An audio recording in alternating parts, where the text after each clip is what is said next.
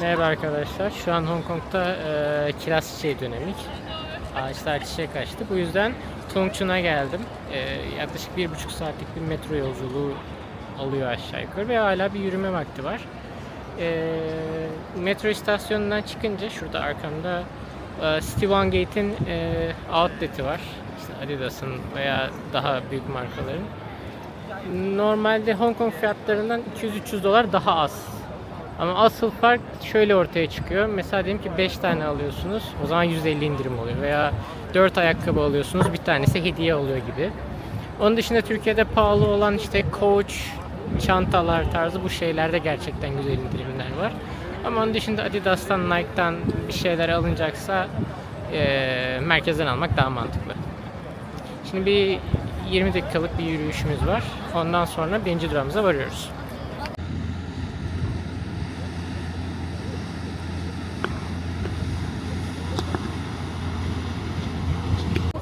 Evet, şimdi hedefime vardım. Burası artık şehrin çok dışında bir ada aslında.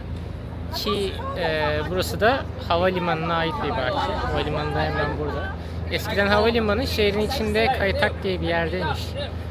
90'larda kapatılmış çünkü uçaklar o kadar çok yaklaşıyormuş ki evlere artık yani evin içini görebiliyormuşsunuz diyorlar. Bilmiyorum. Sonuç olarak uzak bir yer.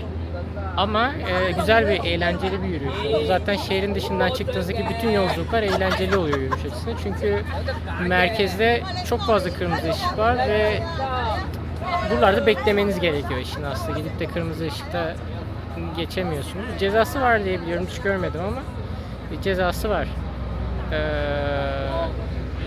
Şöyle, ikinci durağımıza da gitmek için iki yolumuz var. Bir tanesi bu teleferikler 25 dakika sürüyor. Veya otobüs. Ben ikinci seçeneği seçeceğim. Çünkü çok uzun bir sırası vardı. Yani öyle bir durum var. Ama şöyle bir sıkıntımız var. Ağaçlarda çiçek yok. Şurada bir tane garibim açmış.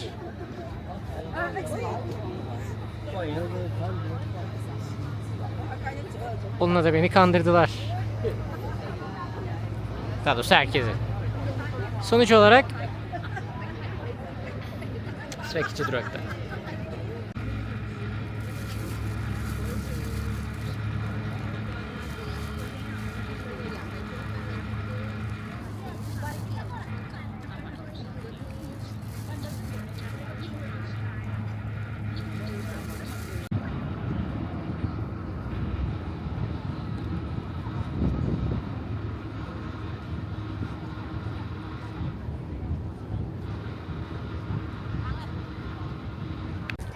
Uzun virajlı bir yolun ardından aslında hedefimize vardık ama hedefimiz için bolca bir merdiven çıkmak lazım. Normalde burası 120 yıllık bir manastırmış. Bu manastırın yanına da böyle bir yer eklemişler. 90 yılında başlamış, 93'te bitmiş. Neresi hedefimiz? Hedefimiz orada. Ama tabii şurada ufukta görünen manastıra da gideceğiz. Her yer olduğu gibi burası da kalabalık. Hediyelik eşyalar alabileceğiniz yerler, heykeller falan bu tarz şeyler var.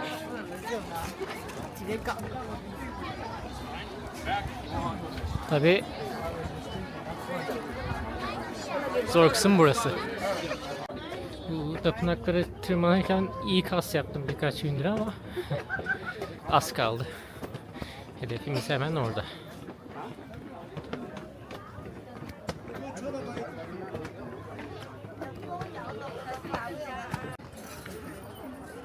Yukarıdan bakınca böyle bir manzara var. Teleferik o tarafta kalıyor. Tapınak burada. Heykel de burada. Şimdi o görünen heykelin iç kısmındayız aslında ama burada çekim yapmak yasak burası artık. Tapındıkları bir alan gibi ama hediyelik eşya dükkanı falan da var. O yüzden hızlıca çekeceğim.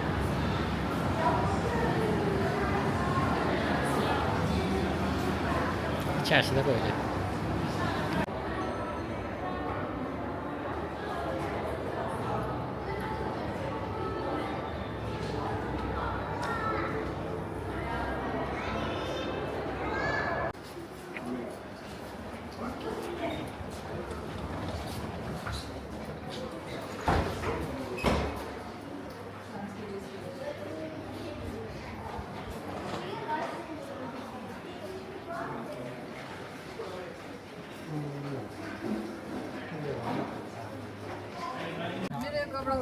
Tabii maalesef bu çıkışın biraz inişi de var. Ama onun manzarası bir tık daha güzel. Şimdi hedefimiz orası. Şimdi her tapınakta olan bazı şeyler var. Bunlardan biri şu koku çubukları. Bunun amacı şu işte, dileklerin gökyüzüne çıkıyor. Buraya ulaşıyor. Aynı zamanda da her yerde olan şu davul oluyor. Bu davulla beraber bir de çan oluyor normalde. Bunları 3 defa çalıyorsun. Hani ben geldim demek için. Amaç bu.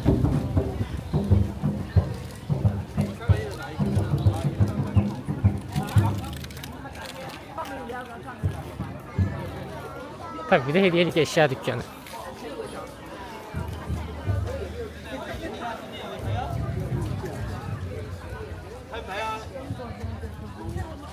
Hepsinin girişi bu kadar havalı olmuyor tapınakların. Buna beraber genelde, değil her zaman aslında, tapınaklarda ne varsa tek sayıda olmasına dikkat ediyorlar. Şans getirmesiyle alakalı Çin inanışı.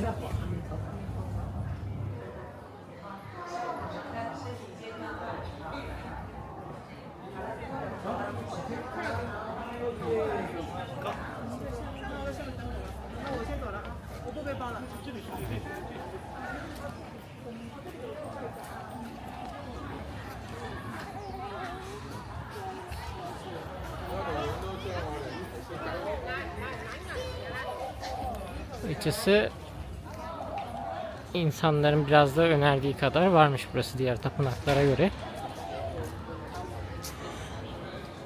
Hem çok daha tarihi hem de mimarisinin daha tatmin edici. Tabii yemekler vejeteryan. Böyle de bir durum var. O yüzden yiyip de gelin. Biraz daha küçük olan tapınağın da içerisi burası.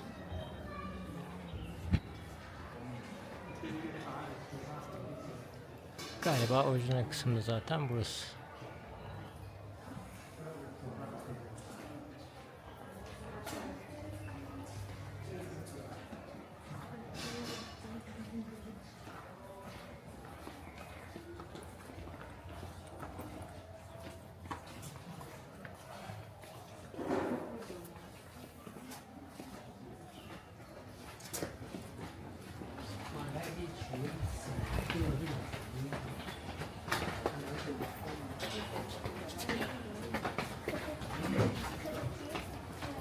Buradan da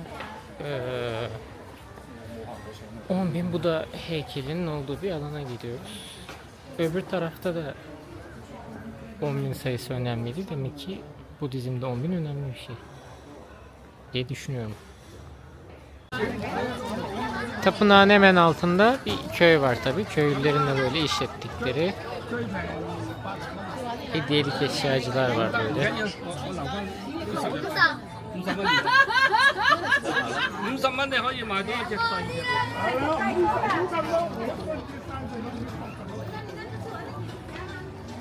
Her yolda olduğu gibi 7-Eleven.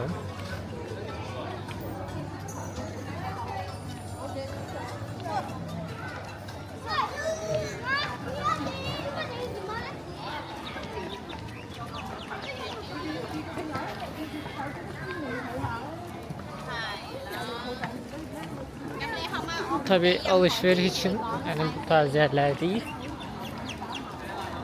Daha çok Ladies Market veya akşam için Temple Market daha mantıklı.